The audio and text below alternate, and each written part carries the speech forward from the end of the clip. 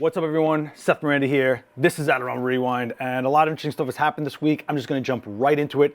Starting out with this one, Lady Gaga versus Shutterstock, or Lady Gaga and her fans versus Shutterstock. What am I talking about? So Lady Gaga had her music being pirated around the internet pretty much, that her fans have been sharing it around after a leak, and she posted this tweet with a Shutterstock image of a girl with a ski mask on, listening to music, and she's saying, "Can you all stop?" regarding people pirating her music, to which Shutterstock replied, "Cool, you just used one of our images. We want artists to get paid for their work as well."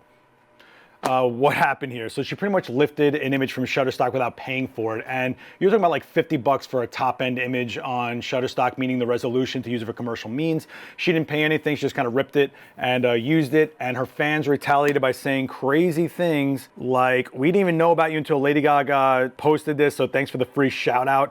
Pay her for the free promo uglies." Yeah, that's super intelligent. What these kids don't realize, oh, there it is. The watermark is right there. Instead, you should pay her for the free promo. What they don't understand is Shutterstock is the one that's trying to benefit.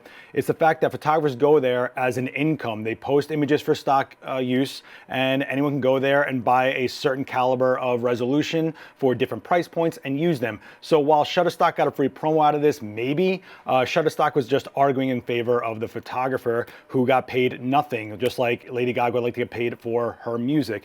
I don't think this is pretty crazy of Shutterstock to retweet with a tongue-in-cheek kind of thing. No one's suing anybody here. It's just, just a discussion right now. But I think what you have to realize is the photographer is the one that's not making out here with anything, not even credit, right? What these fans don't realize is that if their Twitter accounts go away, nobody's going to care. But a $2 billion company like Shutterstock, if their website goes away, that's 650,000 photographers who contribute to that platform to get an income for their livelihood that would go away. So this is kind of where I stand on it. Yeah, it's kind of lighthearted. It's not that big of a deal, but as long as there's a discussion about this out there, we can deter from future things happening. But Shutterstock blitzed across the image is the watermark that caused the fire on this one. Let me know what you think down below. I mean, I'm in favor of photographers getting paid for their work. Call me crazy. Call me crazy. All right, in some other news, Kodak, a few things about Kodak, but I'm going to start off with this one. They're letting you know that the new CT scanners in airports do wreck their film, so be advised, all you kids out there that are using film. We used to put them in these lead bags and roll them up and put them through the Xray, but that's no longer really a thing these days. What they're advising, like they've been saying forever, is throw your film into a clear plastic bag and ask for hand inspection. If it goes to the Xray machine, they will get fogged. And if you don't know what fogging is, it's basically like it's a subtle exposure on the film because it is getting exposed to X-rays. I mean, let's be honest. So if you're someone that shoots with film and doing some traveling, think about that. Also, there's nothing wrong with asking for a hand inspection. I mean, film is just as valuable as your gear, so be aware of that, especially if it's already shot, right? You don't want to just put film that you shot and then everything you did was garbage, so be aware of that, okay?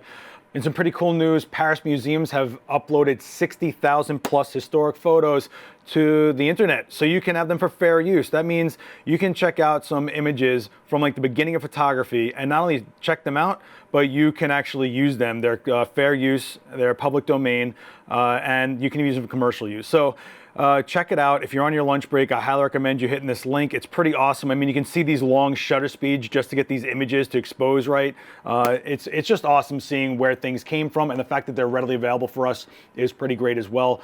It's even cool just from a historic standpoint, forget about the photo nerd standpoint. So I recommend checking out that link highly and maybe seeing what you can do with those images. That'd be kind of cool. If you do anything with it, tag us, let us see what you're doing, okay?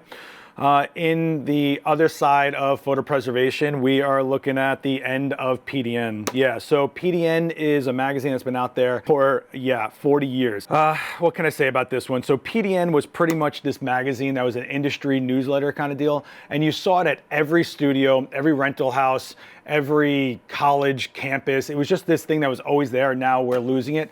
It won't be an online publication. It is completely gone. However, this same company does WPPI Photo Plus Rangefinder. They will be turning Rangefinder into more of an online platform, meaning not just a website, but like a like an actual content platform. Think like Creative Live-ish, I guess you'd say, like instructional videos, techniques, some interviews, things like that. I haven't gotten a clear answer on exactly what it is, but from the vibe I catch, that's what I think it's going to be turning into, which is kind of cool. They have to roll with the times.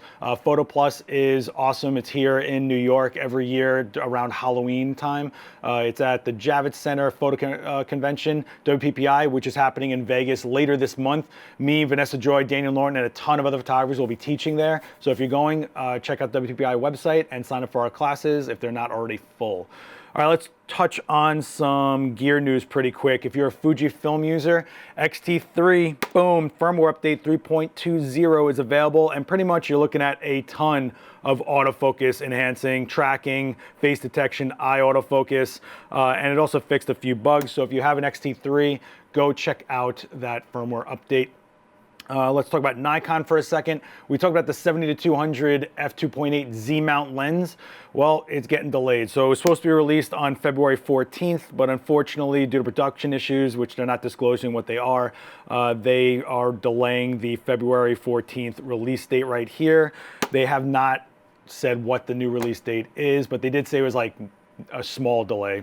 We'll see what that means. You know, these things happen in the industry, and if you wait this long for the 7200, what's another couple weeks? Or I don't know, I can't even tell you how long. I should have said a couple of weeks, because now I'm getting a bunch of comments like, it's been 2 weeks and I didn't get mine yet. Relax, I don't know what the time frame is, but it is delayed. Profoto, they have an app that you can use for your B10 and B10 Plus on iPhone. Well, now you can control your B10 and B10 Plus from your Android phone, which is pretty great. So no matter what phone you have, you can get controls through their app pretty much. You can control the continuous light, the strobe power, the groups, the channels, all that stuff right there from your phone if you'd like to. So if you're someone that uses the interface that way, congratulations if you're an Android user. More Kodak news. I should have put this next to the other Kodak news. Preservation of film. So Kodak just, what they're calling, inked a new deal for 2020. Let me make this bigger for you guys.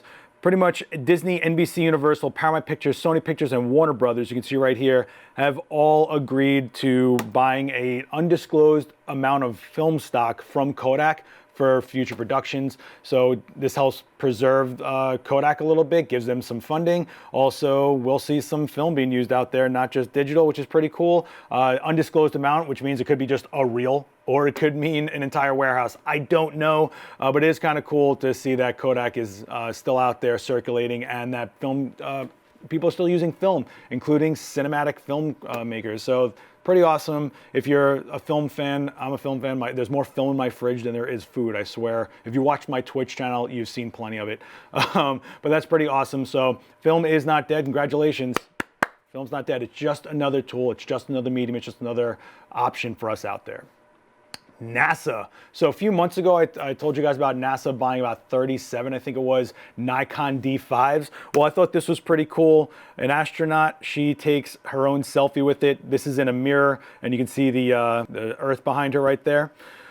Pretty awesome. She's the D5 with a 28mm lens. This is her tweet.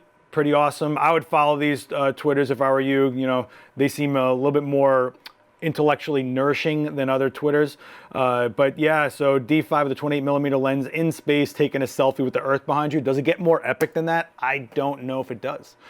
I'm gonna leave you there with the news. I just wanna give you guys a couple of videos to check out on the Adorama channel if you haven't had a chance. This one's super beautiful, the Leica M10 Monochrom, shot by Sal Delia and Fernanda Martinez right here at Adorama. Such a beautiful video. Even if you're not a fan of this camera, just check out the video. It is absolutely beautiful, and the slow motion and everything. They really did a great job, the drama, and you can get an insight to what makes this camera special to some users. I mean, look at this stuff. You got pigeons flying all over the place. I mean, what's better than that? It's pretty great, so I would just recommend checking it out and maybe killing some curiosity you might have on that camera.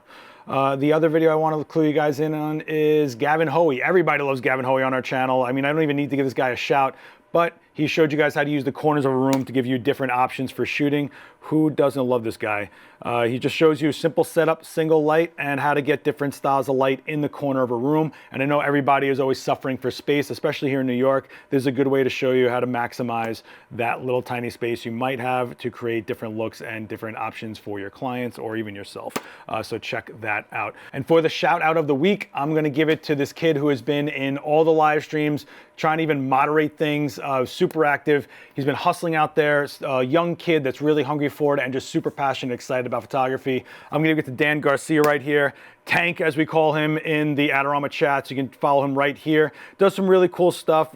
Seems to be pretty passionate about product photography and cars. One of my favorites that he shot is right here in Vancouver. Really beautiful images, and he's just super amped and just ready to go out there. So give him a follow, be communal. We're all just trying to get some eyes on our work out there. So I'm gonna try to help you guys out as much as I can every week with one shout out. So stay tuned for more every episode. But give Tank a follow. He's a pretty good kid, and I'm sure the encouragement would just light a fire in his skull, which is pretty great.